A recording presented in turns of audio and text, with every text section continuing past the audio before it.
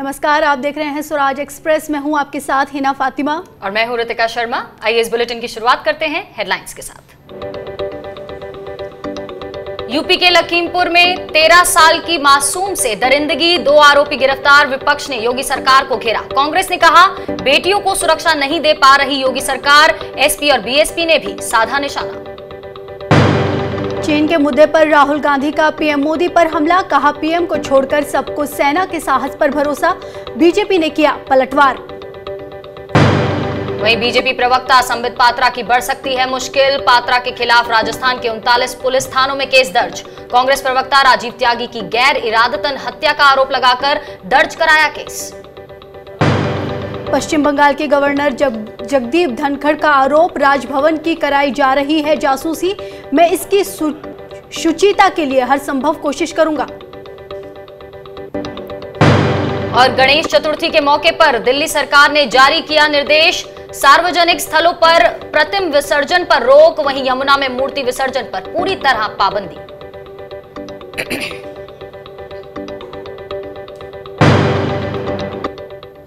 तो लखनऊ में आम आदमी पार्टी का दफ्तर बंद होने पर पार्टी नेता संजय सिंह ने योगी सरकार पर निशाना साधा है।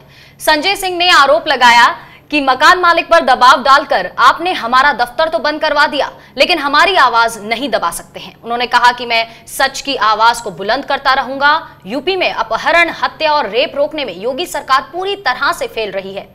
दरअसल आप सांसद संजय सिंह के खिलाफ यूपी में पिछले 2 दिनों के भीतर 3 एफआईआर दर्ज की गई हैं और संजय सिंह ने मुख्यमंत्री योगी पर विशेष जाति का समर्थक होने का आरोप लगाया था। आपसे अपराध रुकता नहीं, हत्या की घटनाएं नहीं रुक रही, बलात्कार की घटनाएं नहीं रुक रही, अपहरण की घटनाएं नहीं रुक रही। आप विपक्ष की आवाज को रोकना चाहते हैं, आप तानाशाही से और डंडे से उत्तर प्रदेश को चलाना चाहते हैं। तो कार्यालय तो हम लोग आम आदमी है, कहीं सड़क पे खोल लेंगे, उसकी चिंता की बात नहीं है, लेकिन आपके सरकार की असलियत को, आपके जुल्म को, जाति को बेनकाब करता रहूंगा। तो कहीं और दूसरी जगह कार्यालय बना लूंगा योगी जी। लेकिन मैं आपको कहना चाहता हूं, ये बंदर घुड़कियां, एफआईआर और इस तरह की चीजें दिखा के आप हमारी आवाज को रोक नहीं सकते।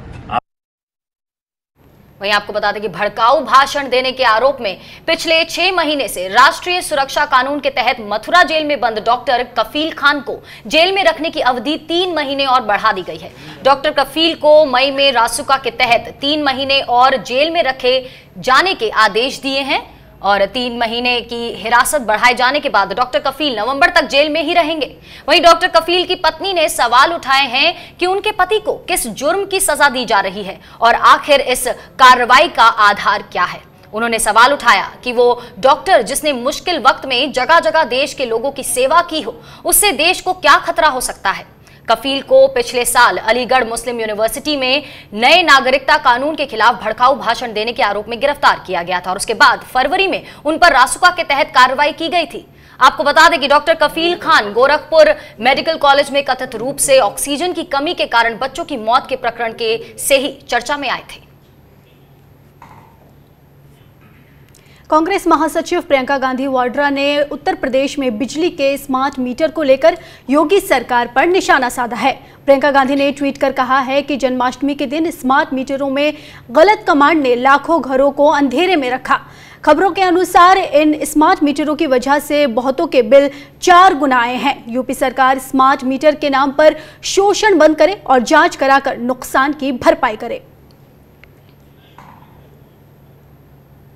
तो प्रियंका गांधी ने आरोप लगाया है कि ज्यादा बिजली का बिल आ रहा है।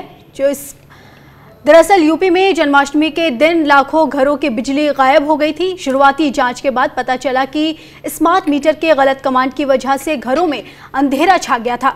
आनन फानन में स्मार्ट मीटर की कमांड ठीक करने का काम शुरू हुआ। देर रात 12 बजे के बाद फॉल्ट सही हुआ।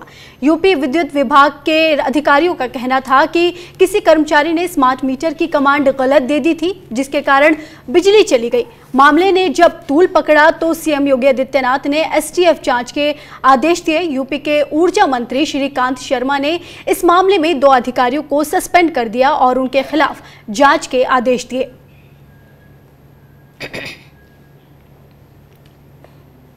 और वहीं प्रियंका गांधी की तरफ से उत्तर प्रदेश में बिजली के मीटर्स पर उठाए गए सवालों के बाद कांग्रेस के वरिष्ठ नेता राशिद अल्वी ने यूपी सरकार पर बड़ा हमला बोला है।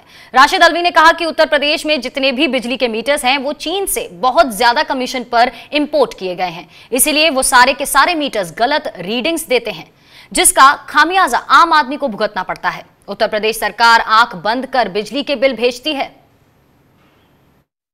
यूपी के अंदर जितने इलेक्ट्रिसिटी के मीटर्स लगे हैं वो चाइना से इंपोर्ट किए गए, बहुत सस्ते दामों में, बहुत ज़्यादा कमीशन के ऊपर, और वो सारे के सारे मीटर्स गलत रीडिंग देते हैं, जिसका खमियाजा आम आदमी और गरीब आदमी को भुगतना पड़ता है।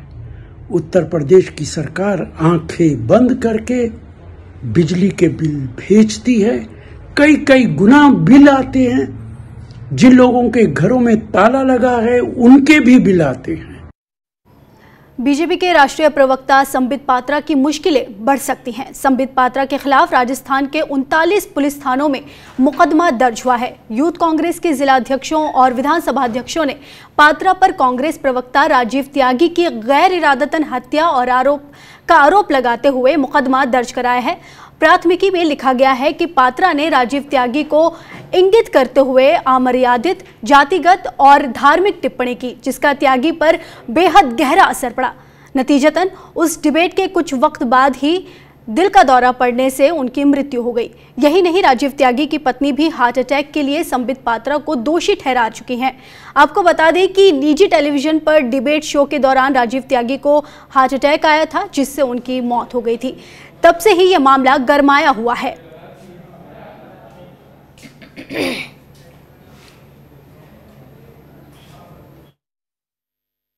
इस तरह संबित पात्रा ने जो ये कृत्य किए हैं ये पूरी तरीके से अमर्यादित है और राजनीति की शुचिता को लांघने वाला है।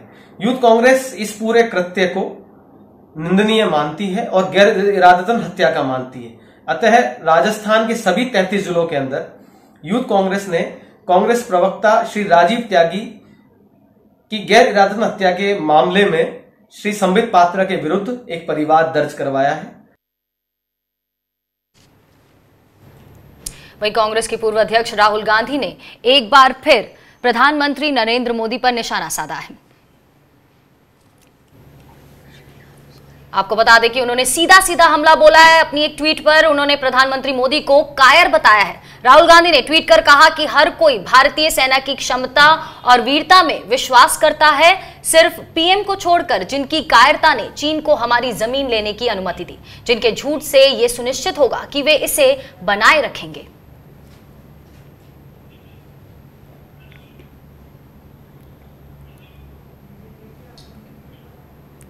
राहुल गांधी के ट्वीट के बाद बीजेपी नेता राम माधव ने पलटवार किया है। राम माधव ने कहा है कि पीएम ने लाल किले से सेना के लिए जो सम्मान जताया, उसके बाद भी अगर कोई ऐसी टिप्पणी कर रहा हो तो उसे कितनी गंभीरता से लेना है, ये देश को तय करना चाहिए। उन्होंने लाल किले के मंच से जो सम्मान जताया था, उसके बाद भी अगर कोई इस प्रकार का टिप्पणी कर रहा हो, उस टिप्पणी को कितनी गंभीरता से लेना चाहिए, देश को ही तय करना है। भारत की वीर जवान, उनका पराक्रम, पुरुषार्थ, उसके प्रति हम सबको बड़ा सम्मान है। प्रधानमंत्री उसका बड़ा आदर करते हैं और उनके ही दम पर, जैसा कल प्रधानमंत्री जी ने कहा, हम हमारे सीमा सुरक्षा में हमेशा आगे रहे हैं। बढ़ते आगे, वेंटिलेटर खरीद को लेकर कांग्रेस के सीनियर लीडर दिग्विजय सिंह ने एक बार फिर निशाना साधा है। दिग्विजय सिंह ने ट्वीट करके कहा कि यूएस कांग्रेस की जांच के मुताबिक इन वेंटिलेटर्स को खरीदने के लिए व्हाइट को $500 मिलियन दिए गए। क्या भारत और अमेरिका में वेंटिलेटर खरीद घोटाले में समानता है? अब कौन किसको राय दे रहा है, मोदी या ट्रंप? घनिष्ठ मित्र, क्या ऐसा नहीं है? क्या बजट या फिर पीएम केयर्स फंड के जरिए खरीदे गए वेंटिलेटर्स घोटाले में संसद की समिति जांच करेगी? नागालैंड में एक बार फिर अलग झंडे और ग्रेटर नागालिम की मांग उठी है, जिसे लेकर कांग्रेस पार्टी ने पीएम मोदी पर हमला बोला है। कांग्रेस प्रवक्ता रणदीप सुरजेवाला ने ट्वीट कर कहा है कि मोदी द्वारा 2015 में किए गए नागा समझौते की चौंकाने वाली जानकारी उजागर। क्या पीएम साझा संप्रभुता के लिए सहमत हैं? क्या पीएम ने ग्रेटर नागालैंड स्वीकार लिया है? क्या पीएम ने अलग झंडा और संविधान स्वीकार लिया? क्या पीएम ने राष्ट्र को गुमराह किया? कांग्रेस पार्टी ने यह हमला नागालैंड के विद्रोही गुट NSCN चीफ TS मुइवा के उस बयान पर आया है जिसमें कहा गया है कि नागा झंडा और संविधान पर कोई समझौता नहीं होगा। दरअसल 2015 में नागा फ्रेमवर्क एग्रीमेंट पर नागालैंड के राज्यपाल RN रवि और NSCN-IM के बीच समझौता हुआ था। समझौते के 5 साल बाद अब NSCN चीफ TH मुइवा ने कहा है कि नागा झंडा और संविधान पर कोई समझौता नहीं होगा और समझौते में असम, अरुणाचल प्रदेश और मणिपुर में पड़ने वाले पारंपरिक नागा इलाकों का भी एकीकरण किया जाएगा, यानी ग्रेटर नागालैंड की मांग को दोहराया है। मुइवा ने कहा कि 2015 का समझौता परस्पर सहयोग और साझा संप्रभुता का था। सरकार ने समझौते में नागा संप्रभुता को स्वीकार किया था। नागा भारत के साथ साझा रहेंगे और संप्रभुता शक्ति को साझा करेंगे, लेकिन वो भारत के साथ विलय नहीं करेंगे। मुइवा ने कहा कि हमने कभी अलग झंडा और संविधान सरकार से नहीं मांगा क्योंकि ये हमेशा से ही हमारा स्टैंड रहा है। उन्होंने कहा कि RN रवि ने भी उन्हें यही भरोसा दिलाया था। वहीं सरकार पहले ही कह चुकी है कि असम, अरुणाचल प्रदेश और मणिपुर के किसी भी इलाके को ग्रेटर नागालैंड में शामिल नहीं किया जाएगा।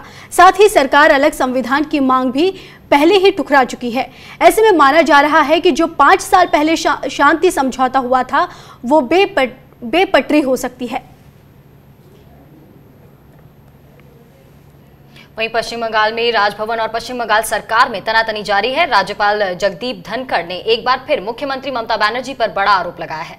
धनखड़ ने कहा कि पश्चिम बंगाल में राजभवन की जासूसी कराई जा रही है। धनखड़ ने कहा कि राजभवन पवित्रता को बनाए रखना होगा।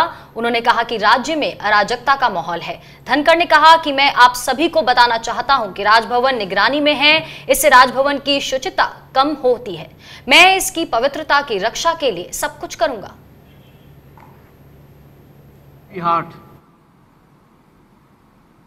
I am telling all of you, your Raj Bhavan is under surveillance. That should never happen. How can Raj Bhavan, how can Office of Constitutional Head be under surveillance? I would be happy to share any information with the government. But if documents of Raj Bhavan are procured by the executive, contrary to law, and that becomes basis of a story, is a matter of concern for me. केंद्रीय मंत्री रामदास अठावले ने महाराष्ट्र की महाविकास अघाड़ी की सरकार को लेकर बड़ा बयान दिया है। रामदास अठावले ने कहा है कि गणेश विसर्जन के बाद महाराष्ट्र सरकार का विसर्जन होगा। उन्होंने कहा कि संभावना है कि सिर्फ शिवसेना, कांग्रेस और एनसीपी के नेता ही इस सरकार को तोड़ेंगे और उखाड़ फेंकेंगे।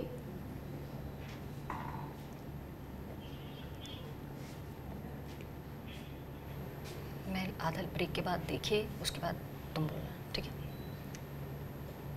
चलिए फिलहाल वक्त है एक ब्रेक का और ब्रेक के बाद देखिए फेसबुक पर दिग्विजय के सवाल।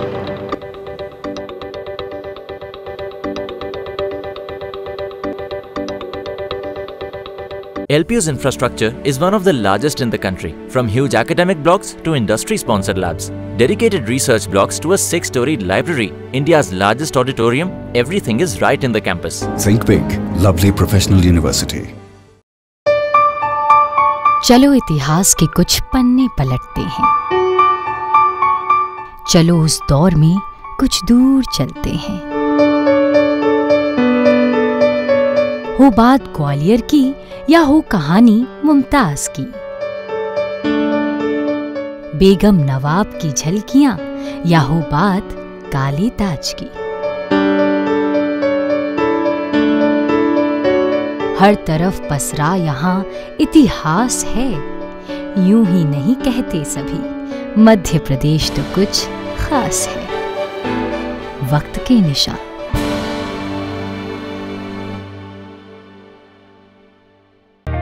सपने सच तब होंगे जब आप सपने दिखना शुरू करेंगे। ये शब्द हैं उस शख्सियत के जिसके सपनों ने दी इस देश को एक नई उड़ान, डॉक्टर APJ अब्दुल कलाम। और ऐसे ही हर स्टूडेंट के सपने पूरे करेंगे हम, under best guidance of expert faculty team. Admission open in science and technology, humanities, social science, arts and sports. Doctor APJ Abdul Kalam university, Indore.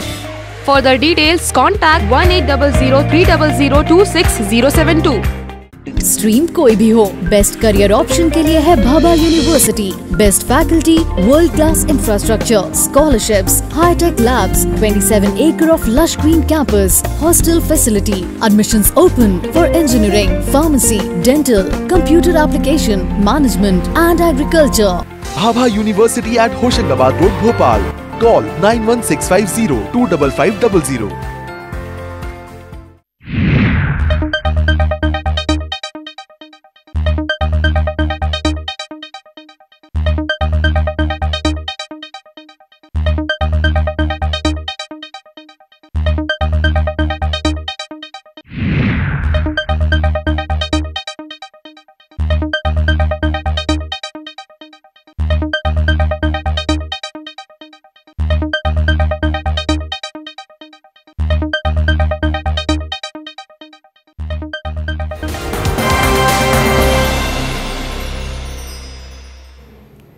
स्वागत है आपका ब्रेक के बाद। तो सोशल मीडिया कंपनी फेसबुक की विश्वसनीयता पर एक बार फिर सवाल उठे हैं। कांग्रेस के सीनियर लीडर और राज्यसभा सांसद दिग्विजय सिंह ने अमेरिका के मशहूर अखबार वॉल स्ट्रीट जर्नल का हवाला देते हुए फेसबुक के मालिक मार्क जकरबर्ग से सवाल पूछा है। दिग्विजय सिंह ने ट्वीट कर कहा कि मार्क जकरबर्ग कृपया इस पर बात करें। प्रधानमंत्री मोदी के समर्थक अंखी दास को फेसबुक में नियुक्त किया गया, जो खुशी खुशी मुस्लिम विरोधी पोस्ट को सोशल मीडिया पर अप्रूव करता है। आपने साबित कर दिया कि आप जो उपदेश देते हैं उसका पालन नहीं करते।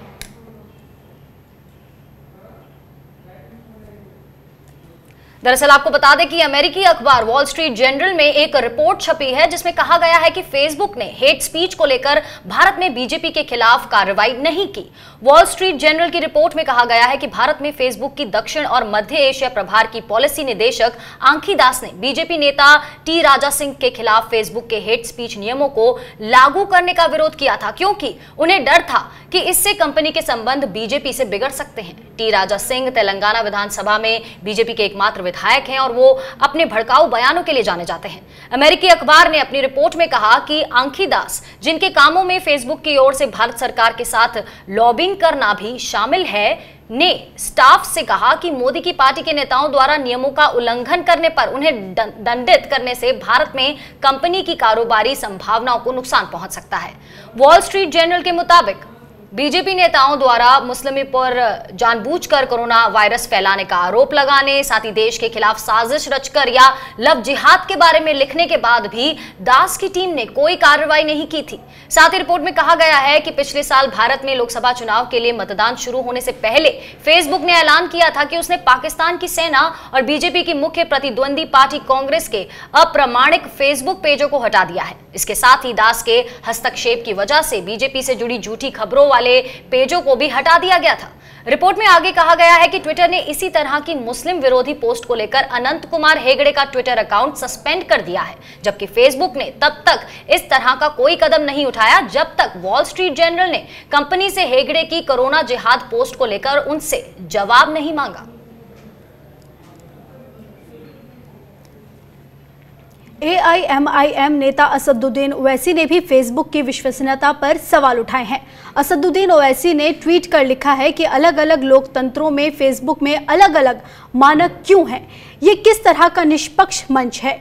ये रिपोर्ट बीजेपी के लिए नुकसानदेह है। ये समय है कि बीजेपी के फेसबुक के साथ संबंधों का खुलासा हो गया है और फेसबुक कर्मचारी पर बीजेपी के नियंत्रण की भी प्रकृति सामने आई है।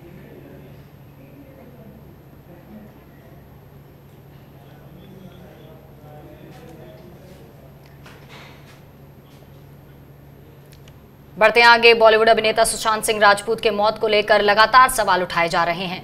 अब महाराष्ट्र के पूर्व मुख्यमंत्री और बीजेपी के वरिष्ठ नेता नारायण राणे ने कहा कि मुंबई पुलिस इस मामले को लेकर दबाव में है। नारायण राणे ने कहा कि सुशांत सिंह की मौत खुदकुशी नहीं, हत्या है। राणे ने शिवसेना नेताओं पर निशाना साधते हुए कहा कि मैंने इस मामले में आदित्य ठाकरे का नाम नहीं लिया है। जब उनका मामले से ताल्लुक नहीं है तो वे क्यों बोल रहे हैं। नारायण राणे ने कहा कि सुशांत और दिशा सालियान के मामले में संबंध है। राणे ने कहा कि सीबीआई जांच से सच सामने आ जाएगा। और इससे पहले आपको बता दें 5 अगस्त को नारायण राणे ने कहा था कि सुशांत सिंह राजपूत ने आत्महत्या नहीं की है, उनकी हत्या हुई है। नारायण राणे ने तब कहा था कि महाराष्ट्र सरकार मामले में किसी को बचाने की कोशिश कर रही है। उन्होंने दावा किया था कि 13 जून की रात सुशांत के घर पार्टी हुई थी और इस पार्टी में महाराष्ट्र के एक मंत्री भी मौजूद थे। बेंगलुरु शहर में पिछले हफ्ते भड़की हिंसा के बाद दंगा प्रभावित इलाकों में लागू कर्फ्यू को मंगलवार तक बढ़ा दिया गया है। यह आदेश 18 अगस्त की सुबह तक प्रभावी रहेगा। बेंगलुरु के पुलिस कमिश्नर कमल पंथ ने अपने आदेश में कहा है कि किसी भी जगह पर 2 से ज्यादा लोगों के इकट्ठा होने, किसी भी प्रकार के हथियार ले जाने और कोई भी सार्वजनिक सभा बुलाने पर प्रतिबंध है। बता दें कि कांग्रेस विधायक और अखंड श्रीनिवासन मूर्ति के रिश्तेदार पी नवीन की तरफ से सोशल मीडिया पर कथित रूप से आपत्तिजनक पोस्ट डाले जाने पर डीजी हल्ली और आसपास के इलाके में मंगलवार रात को भीड़ हिंसक हो गई थी, जिसे काबू करने के लिए पुलिस ने गोलियां चलाई थी और इस दौरान 3 लोगों की मौत हो गई थी।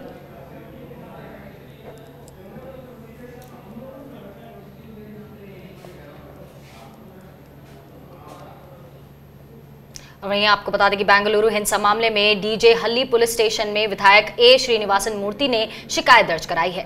शिकायत के मुताबिक 11 अगस्त को करीब 3000 लोगों ने उनके घर को आग लगा दी और संपत्ति को नुकसान पहुंचाया। साथ ही करीब 3 करोड़ रुपए के सोने और चांदी के जेवरात लूटने की भी शिकायत है। बता दें कि 11 अगस्त को सोशल मीडिया पर एक पोस्ट के बाद बेंगलुरु में हिंसा भड़क उठी थी, जिसमें 3 लोगों की मौत हुई थी और थाने समेत कई सरकारी संपत्तियों को उपद्रवियों ने जला दिया था।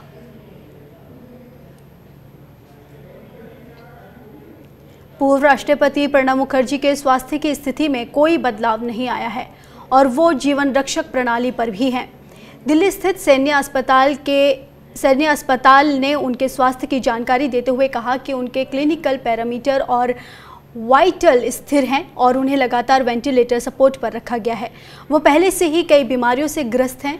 उनकी स्वास्थ्य स्थिति पर विशेषज्ञ द्वारा कड़ी नज़र रखी जा रही है। बता दें कि प्रणब मुखर्जी का ब्रेन में क्लॉटिंग के बाद ऑपरेशन हुआ था। जांच के दौरान उनकी कोरोना रिपोर्ट भी पॉजिटिव आई थी।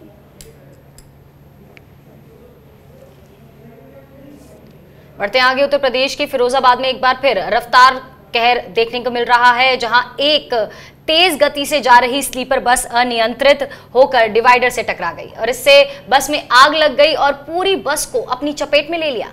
हादसे में एक यात्री की मौत हो गई जबकि 2 लोग गंभीर रूप से झुलस गए। हालांकि आपको बता दें कि बस में दूसरे यात्रियों ने किसी तरह कूदकर अपनी जान बचाई। वहीं बस में आग लगने की सूचना मिलते ही फायर ब्रिगेड की टीम मौके पर पहुंच गई और बहुत मुश्किल से आग पर काबू पाया गया। बताया जाता है कि बस में 72 यात्री सवार थे। हादसा आपको बता दें आगरा लखनऊ एक्सप्रेसवे पर हुआ। बस बिहार से गुजरात के अहमदाबाद जा रही थी।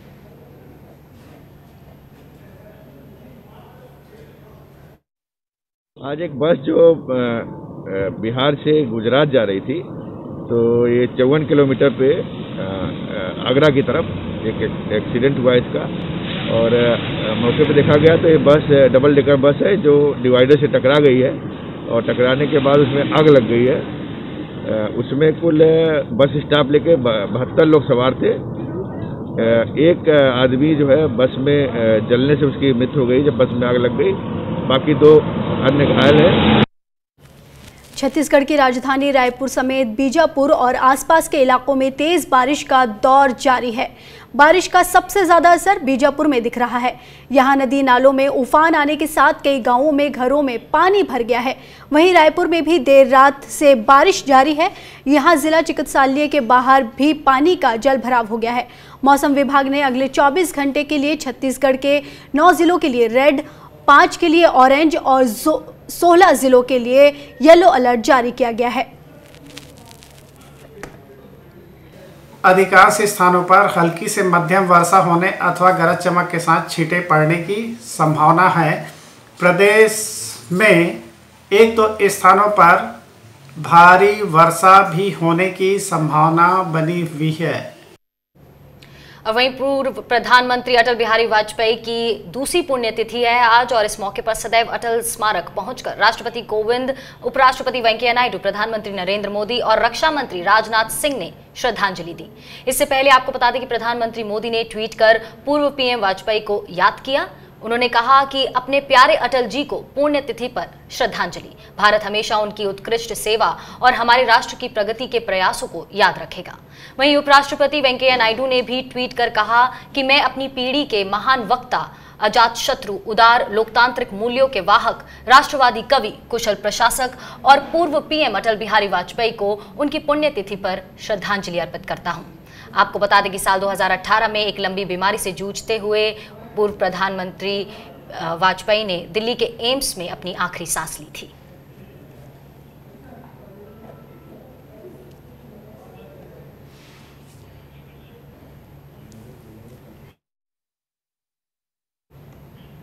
फिलहाल इस बुलेटिन में इतना ही।